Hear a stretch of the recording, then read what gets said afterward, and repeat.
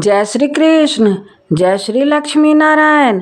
आप सभी को जय एकादशी की हार्दिक शुभकामनाएं। तो आज हम सुनेंगे जय एकादशी की व्रत कथा और आरती। धर्मराज युधिष्ठिर बोले, हे भगवान, आप माघ के कृष्ण पक्ष की षटतिला एकादशी का अत्यंत सुंदर वर्णन किया है। आप स्वदेज, अंडज, उद्दीज और जरायुज चारों प्रकार के जीवों के उत्पन्न, पालन तथा नाश करने वाले हैं। अब कृपा करके माघ शुक्ल एकादशी का वर्णन कीजिए।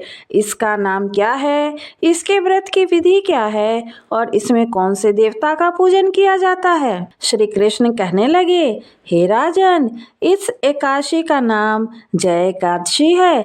इस व्रत को करने से मनुष्य ब्रह्म हत्या आदि पापों से छूटकर मोक्ष को प्राप्त होता है।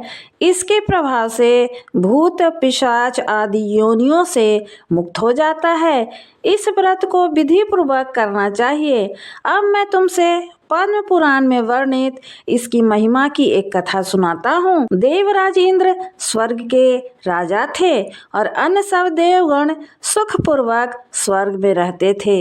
एक समय इंद्र अपनी इच्छा के अनुसार नंदन वन में अप्सराओं के साथ विहार कर रहे थे और गंधर्व गान कर उनका मनोरंजन कर रहे थे। उन गंधर्वों में प्रसिद्ध पुष्पदंत तथा उसकी कन्या पुष्पवती और चित्रसेन तथा उसकी स्त्री मालिनी भी उपस्थित थे। साथ ही मालिनी का पुत्र पुष्पवान और उसका पुत्र माल्यान भी उपस्थित थे। पुष्पवती गंधर्व कन्या माल्यवान को देखकर उस पर मोहित हो गई और माल्यवान पर कामबाण चलाने लगी। उसने अपने रूप, लावण्य और हाव भाव से माल्यवान को अपने वश में कर लिया।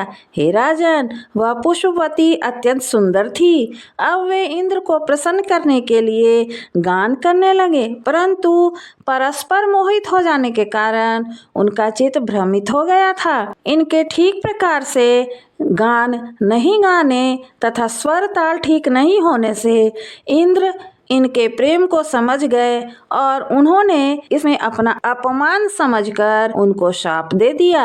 इंद्र ने कहा, हे मूर्खा, तुमने मेरी आज्ञा का उल्लंघन किया है, इसलिए तुम्हें धिक्कार है। अब तुम दोनों स्त्री पुरुष के रूप में मृत्युलोक में जाकर पिशाच रूप में भ्रमण करो और अपने कर्म का फल भोगो। इंद्र का ऐसा शाप सुनकर वे अत्यंत दुखी हुए और हिमालय पर्वत पर दुखपूर्वक अपना जीवन व्यतीत करने लगे।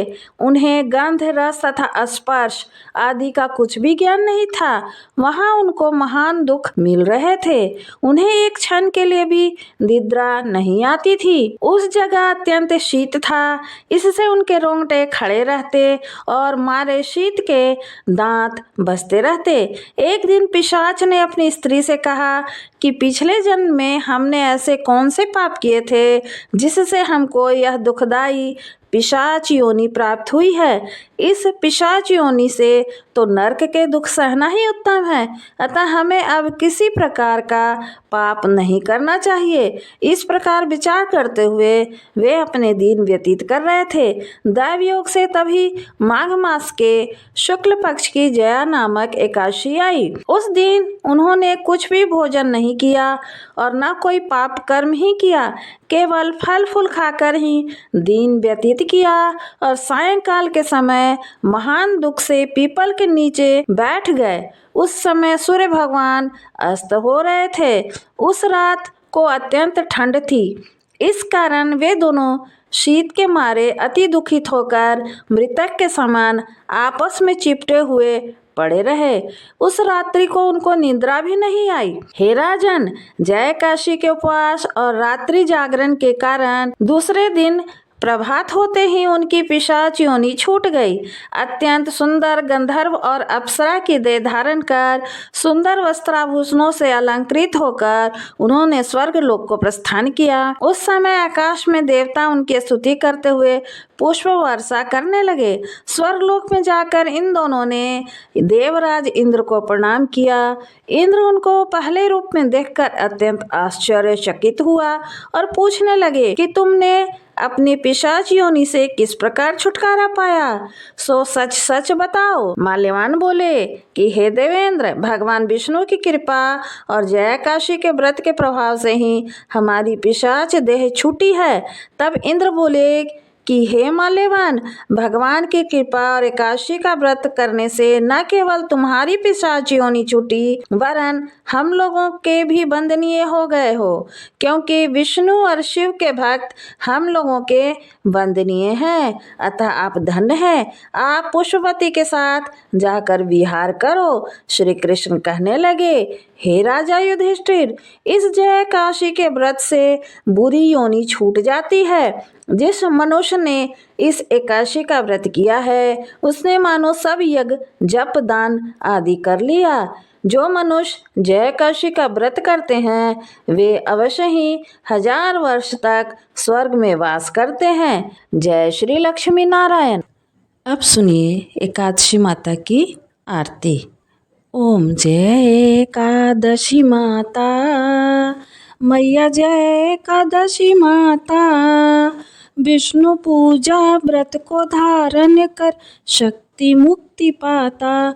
ओम जय एकादशी माता, तेरे नाम घिनाऊं देवी, भक्ति प्रदान करनी, गण गौरव की देनी माता, शास्त्रों में वर्णी।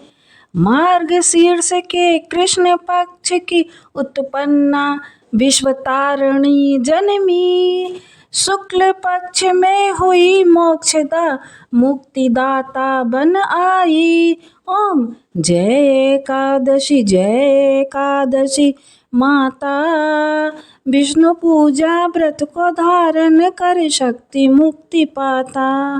पौष के कृष्ण पक्ष की सफला नामक है, शुक्ल पक्ष में होए पुत्र दा, आनंद अधिक रहे। ओम जय एकादशी माता, नाम षटतीला माघ मास में कृष्ण पक्ष आवे, शुक्ल पक्ष में जया कहावे, विजय सदा पावे। ओम जय एकादशी माता, विजया फागुन कृष्ण पक्ष में शुक्ला अमल की, पाप मोचनी कृष्ण पक्ष में चैत्र महाबली की। ओम जय एकादशी माता, चैत्र शुक्ल के नाम कामदा, धन देने वाली, नाम बरूथनी कृष्ण पक्ष में वैशाख माहवाली। ओम जय एकादशी माता, शुक्ल पक्ष में होए मोहिनी, अपरा ज्येष्ठ कृष्ण पक्षी, नाम निर्जला सब सुख करनी, शुक्ल पक्ष रखी। ओम जय एकादशी माता, योगिनी नाम आषाढ़ में जानो, कृष्ण पक्ष करनी, देवशैनी नाम कहायो, शुक्ल पक्ष धरनी। ओम जय एकादशी माता, कामिका श्रावण मास में आवे, कृष्ण पक्ष कहिए, श्रावण शुक्ला होए पवित्र, आनंद से रहिए।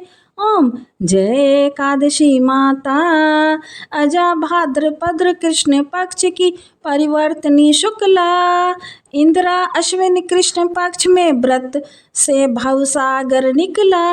ओम जय एकादशी माता, पाप कुंशा है शुक्ल पक्ष में आप हरनहारी, रमा मास कार्तिक में आवे सुखदायक भारी। ओम जय एकादशी माता, देवोत्थानी शुक्ल पक्ष की दुखनाशक मैया, पावन मास में करूं विनती, पार करो नैया। ओम जय एकादशी माता, परमा कृष्ण पक्ष में होती जन मंगल करनी, शुक्ल मास में होए पद्मिनी, दुख दारिद्र हरणी। ओम जय एकादशी माता, जो कोई आरती एकादशी की भक्ति सहित गावे, जन गुरु दीता स्वर्ग का वासा, निश्चय वह पावे। जय जय एकादशी माता, मैया जय एकादशी माता, विष्णु पूजा व्रत को धारण कर शक्ति मुक्ति पाता। ओम जय एकादशी माता।